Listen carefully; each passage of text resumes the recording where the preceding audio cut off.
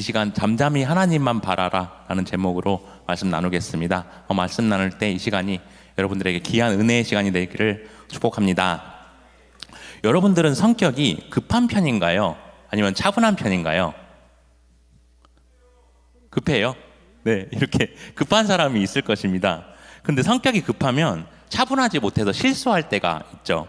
그래서 일을 할 때 차분하게 해야 하는데 급하게 한다면 일을 잘 하기가 힘들 것입니다. 또 성격이 급하면 다른 사람들의 말을 끝까지 들어주지도 못하고 말을 중간에 끊고 자기 할 말을 하기도 합니다. 이러면 주변 사람들과 소통이 어렵고 또 인간관계가 원만하지 못할 수도 있죠. 그런데 하나님과 우리의 관계도 이와 비슷합니다. 우리가 하나님과 관계를 잘 맺고 그분과 깊이 교제하려면 차분하게 그분의 음성을 들으려고 하는 시간을 가지는 것이 필요합니다. 그런데 우리가 살아가는 이 시대는 이러한 시간을 가지기가 어렵게 만듭니다. 요즘 사람들은 자기 개발을 위해서 하루 24시간을 정말 타이트하게 사용해요. 그래서 아침 일찍 출근해서 퇴근하면 운동하고 또 공부하고 이러다 보면 하루가 정신없이 지나갑니다.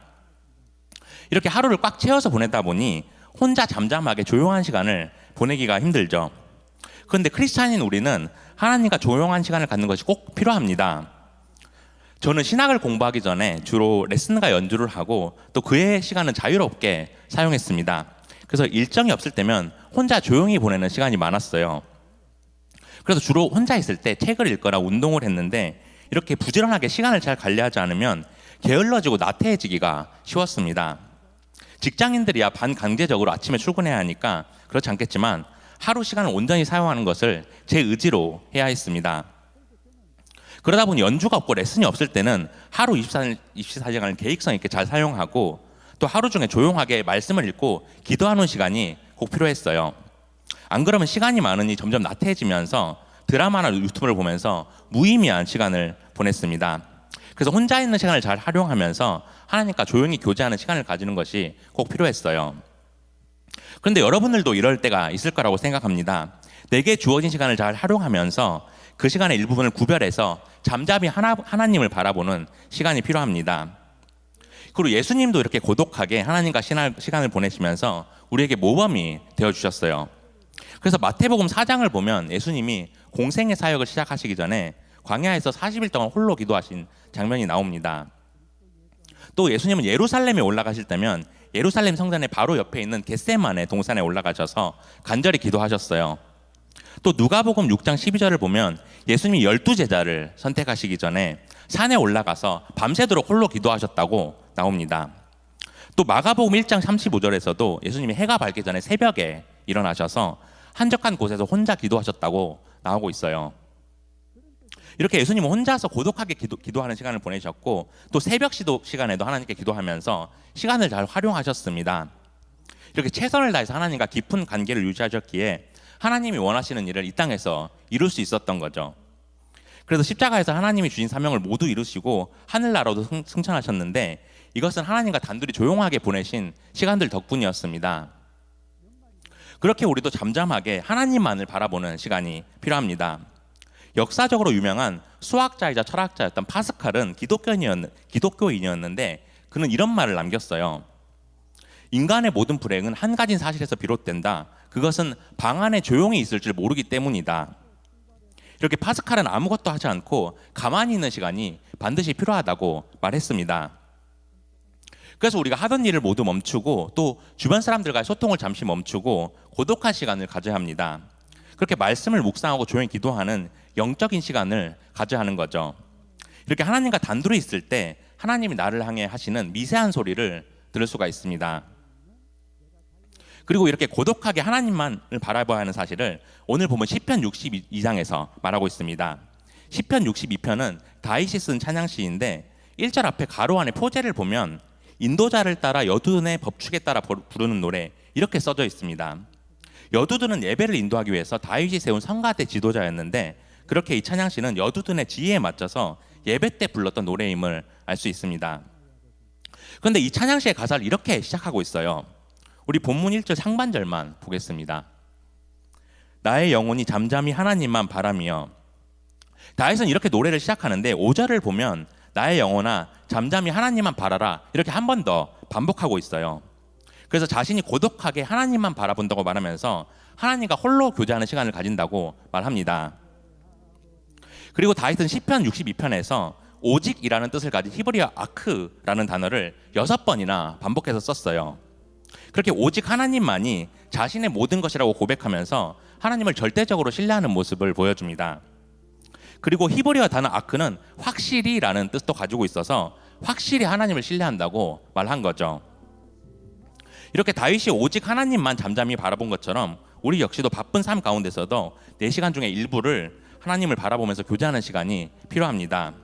그래야 하나님이 원하신 일과 사명을 깨닫게 되고 하나님이 주신 시간을 소중하게 사용할 수 있습니다.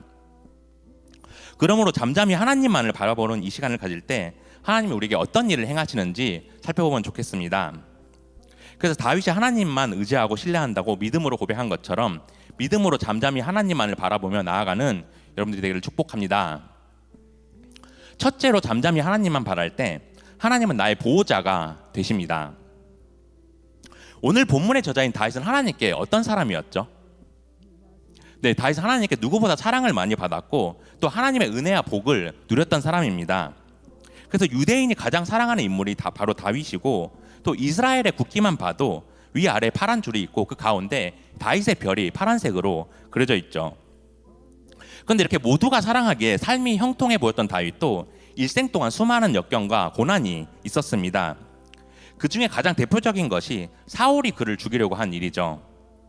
사실 사울과 다윗의 관계는 처음부터 적대적인 것은 아니었는데 사울이 결정적으로 다윗을 시기하고 질투하게 된 계기가 있었습니다.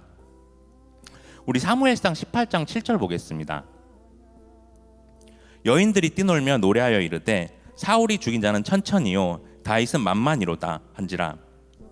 다윗이 골리앗을 쓰러뜨리고 나서 온 이스라엘 여인들이 다윗을 매우 사랑하게 됩니다. 그래서 이스라엘 여인들은 사울이 죽인 자는 천천히요 다윗이 죽인 자는 만만이로다 이렇게 노래합니다. 즉 사울은 1000명을 상대할 수 있고 다윗은 10,000명을 상대할 수 있기에 다윗이 사울보다 더 강하다는 거죠. 이로 인해 사울은 자신보다 인기가 많은 다윗에게 왕자리를 빼앗길지도 모른다는 생각이 들었고 이에 마음에 걱정과 불안이 찾아오게 됩니다. 이때부터 사울의 마음이 점점 완악해져서 하나님의 영이 떠나고 마귀가 마음에 틈타게 됩니다. 그래서 다윗에게 창을 던져서 죽이려고 하기도 하고 또 블레셋 사람들에게 죽임당하게 하려고 음모를 꾸미죠. 하지만 하나님의 보호하심으로 다윗이 죽지 않자 그가 자고 있을 때 그의 부하들을 보내서 죽이려고 했지만 또 실패합니다. 이렇게 다윗은 자신을 죽이려는 사울을 피해서 광야로 도망가 유랑 생활을 하게 되었습니다. 그런데 사울의 추격은 멈추지 않았고 그는 3,000명이나 되는 군사들을 데리고 다윗이 숨어있는 곳을 샅샅이 찾았습니다. 하지만 하나님이 다윗을 보호하셔서 사울은 다윗을 죽이는 일에 끝내 실패하고 맙니다. 이 이야기를 통해서 우리가 알 수 있는 사실은 하나님은 그가 사랑하는 백성을 끝까지 보호하시고 구원하신다는 것이죠. 그래서 오늘 본문 1절을 보면 다윗이 이렇게 고백하고 있습니다. 나의 영혼이 잠잠히 하나님만 바라며 나의 구원이 그에게서 나오는 도다.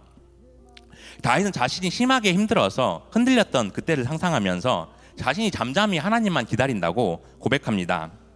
그래서 하나님만이 나의 구원자 되심을 고백하면서 자신을 보호하시는 하나님의 능력을 전적으로 신뢰하는 것이죠. 왜냐하면 사울이 왕의 권력, 군사력, 전략 이 모든 것을 동원해도 하나님의 보호 아래 있는 다윗을 도저히 해칠 수가 없었기 때문입니다. 그렇게 여러분들이 현실 속에서 불안하고 남들과 비교해서 자신이 부족하다고 느껴질 때 잠잠히 하나님만을 바라보는 훈련을 해야 합니다. 왜냐하면 사울의 마음에 하나님의 영이 떠나고 나쁜 영이 들어온 이유가 바로 비교와 불안이었기 때문입니다. 그렇게 여러분들도 사울처럼 저 친구는 능력이 좋은데 나는 왜 이렇지? 저 친구는 좋은 직장에 들어갔는데 나는 왜 아직도 이럴까? 저 친구는 자격증도 많고 스펙도 좋은데 나는 왜 여전히 제자리에 있는 것 같지? 이런 생각들은 우리의 마음을 조급하게 만들고 하나님이 아니라 눈앞의 현실만 바라보게 만듭니다.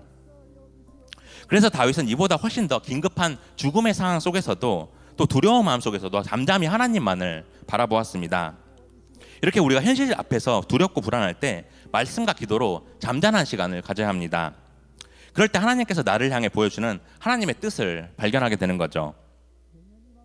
그래서 우리는 느껴지지 못할지라도 하나님은 우리에게 위험과 어려움이 있을 때 늘 우리를 보호하시고 구원하십니다.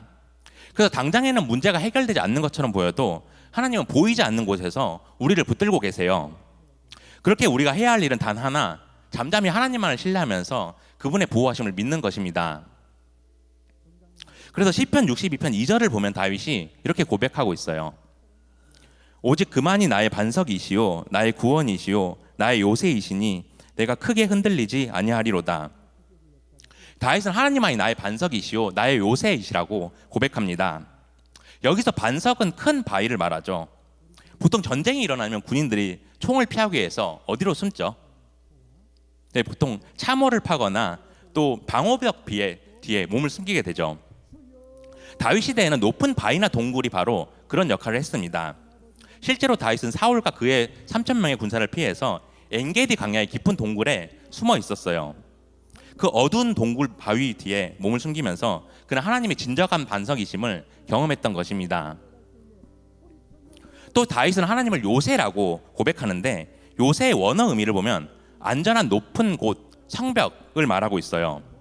전쟁이 일어났을 때 병사들이 공격을 피하기 위해서 요새로 들어가죠. 그런데 요새는 높은 곳에 있기 때문에 적의 공격이 쉽게 닿지 않습니다. 그래서 다윗은 하나님이 자신을 높은 곳에 올려주셔서 안전하게 지켜주시고 또 그 어떤 공격도 뚫을 수 없는 성벽이 되어주신다고 고백한 거죠. 그리고 오늘 본문을 보면 다윗은 자신을 공격하는 대적들을 향해서 이렇게 하소연을 합니다. 우리 본문 3절 4절 보겠습니다. 넘어지는 담과 흔들리는 울타리 같이 사람을 죽이려고 너희가 일제히 공격하기를 언제까지 하려느냐. 그들이 그를 그의 높은 자리에서 떨어뜨리기만 꾀하고 거짓을 즐겨하니 입으로는 축복이요 속으로는 저주로다. 시편 시들의 특징 중 하나는 항상 찬양과 탄원이 번갈아 가면서 나온다는 것입니다. 그래서 시편 시를 보면 저자가 찬양을 하다가 갑자기 하소연을 하는 부분도 있어요. 이렇게 다윗은 하소연을 하면서 당신들이 언제까지 나를 공격하고 쓰러뜨리려고 할 것이냐, 이렇게 대적들이 자신을 끌어내리고 자신을 저주한다고 하나님께 탄원하고 있습니다. 이처럼 원수들은 다윗을 끊임없이 죽이려고 하지만 하나님이 자신의 반석과 요새가 되시기에 다윗은 자신을 하나님이 구원하실 것을 확신했습니다.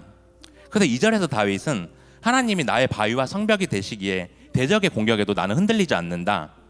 나의 생명은 오직 하나님께 달려있다. 이렇게 고백한 거죠. 이렇게 다윗이 모든 문제 앞에서 하나님을 신뢰하면서 의지한 것처럼 여러분들도 모든 문제 앞에 하나님을 잡고 하나님을 바라봐야 합니다. 여러분들이 살아가면서 진로 문제, 또 취업 문제, 경제적인 문제, 또 결혼과 같은 문제 앞에서 이 모든 것은 나의 힘으로 해결할 수는 없지만 하나님은 전능하시기에 그분께서 해결해 주신다. 이렇게 고백해야 해요. 오늘 예배 후에 대학부 청년부 총회가 있습니다. 내년에 섬길 임원들을 세우는 중요한 시간인데 내 현실과 상황이 비록 여유가 없고 또 내가 시간도 없고 체력도 없는 것 같더라도 잠잠히 하나님을 바라보면서 섬김과 헌신을 결단하는 시간이 되었으면 좋겠습니다. 그래서 내가 청년 공동체를 위해서 섬기고 헌신할 시간을 통해서 하나님과 깊이 교제하는 시간을 가졌으면 좋겠어요. 그리고 내년에 새롭게 세워질 임원들을 잘 격려하면서 돕고 또 소그룹 리더나 새가족팀 같은 여러 모양으로 헌신하면서 하나님께 나아간다면 하나님은 여러분들이 허락하실 때 가장 좋은 길로 인도하실 것입니다. 그러므로 저는 여러분들이 잠잠히 하나님만을 바라보면서 모든 문제 앞에 우리를 보호하시고 구원하신 하나님을 신뢰하기를 소망합니다. 그래서 우리의 구원자 되신 하나님이 우리의 필요를 모두 채워주시고 가장 선한 것을 주신다는 믿음을 가지고 살아가는 여러분들이 되기를 축복합니다.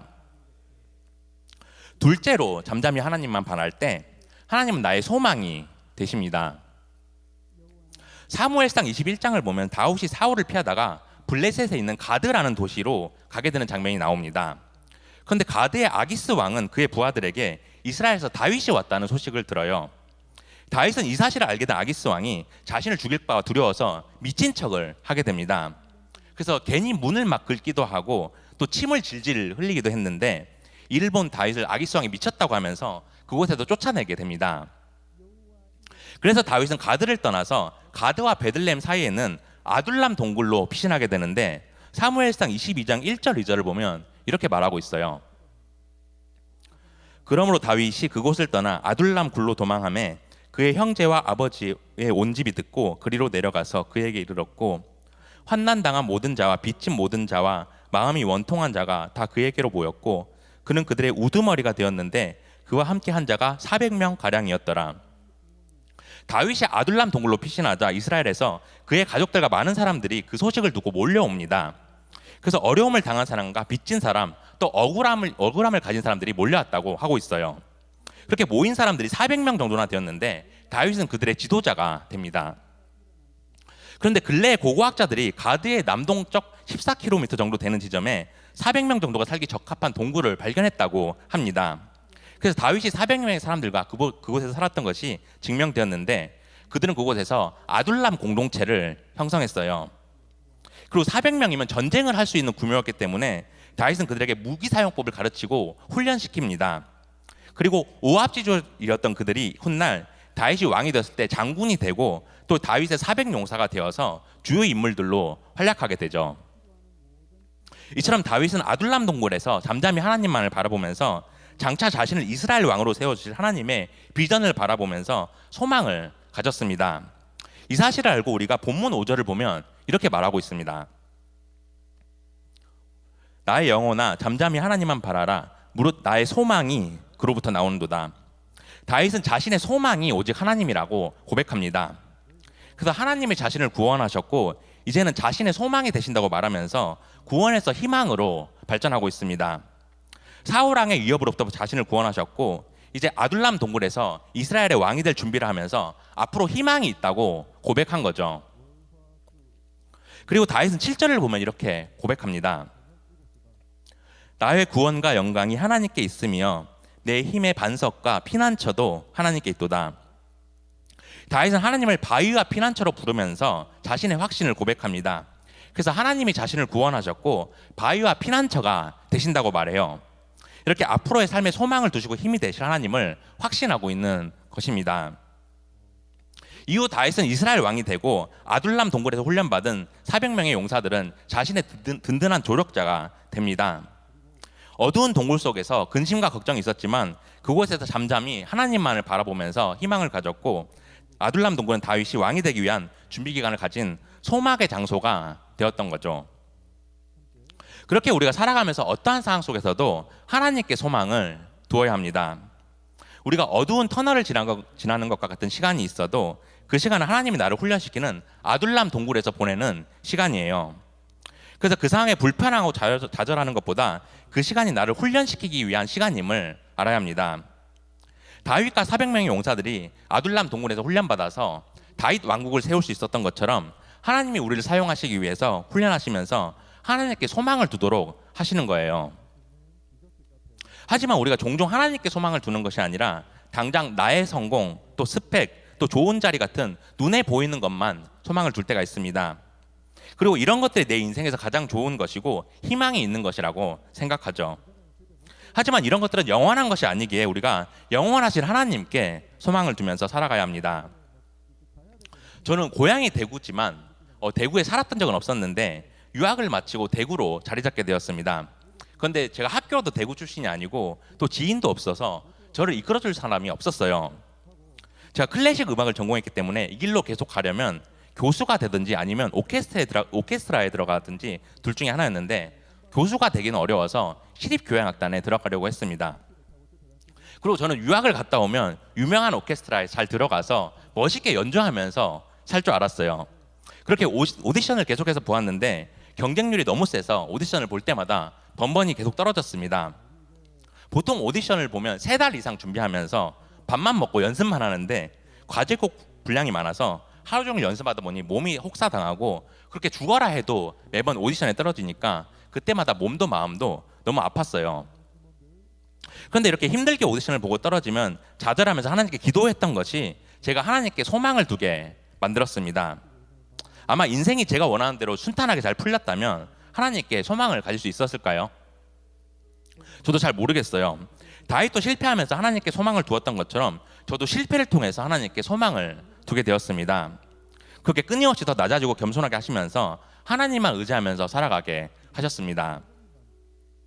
그러므로 여러분이 삶 속에서 막막하고 앞이 잘 보이지 않고 답답하더라도 이 시간이 하나님께 소망을 두게 하시고 여러분을 단련하시는 준비의 시간임을 믿었으면 좋겠습니다. 그게 다윗이 400용사처럼 여러분을 강한 용사로 준비시켜서 사용하실 것을 믿고 나의 소망이신 하나님을 바라보며 살아가는 여러분들이 되기를 축복합니다. 셋째로 잠잠히 하나님만 바랄 때 하나님이 나의 위로자가 되십니다. 다윗은 오늘 본문 8절을 보면 이렇게 말하고 있습니다. 백성들아 시시로 그를 의지하고 그의 앞에 마음을 토하라. 하나님은 우리의 피난처시로다. 다윗은 백성들아 이렇게 부르면서 자신의 말을 들을 것을 요청합니다. 그래서 우리가 하나님의 능력을 신뢰하면서 어떻게 기도해야 하는지 가르쳐주고 있어요. 그것은 우리의 피난처 되시는 하나님께 우리의 마음을 모두 토해 놓으라는 겁니다. 그래서 우리가 기도할 때 내 속에 있는 마음을 모두 쏘아 놓으라고 권면하고 있어요. 다윗은 자신에게 수많은 고난과 역경이 있었기 때문에 그때마다 이렇게 하나님께 쏟아 놓았을 겁니다. 그리고 다윗이 말한 하나님께 쏟아 놓는 기도는 구약 성경에 나오는 한나의 기도를 통해서 우리가 볼 수 있어요. 사무엘장 1장을 보면 엘가나에게 2명의 아내가 있었는데 한 명은 한나였고 다른 한 명은 브닌나였어요. 근데 하나님이 한나의 태의 문을 막으셔서 한나는 자녀가 없었고 브닌나는 자녀가 많았습니다.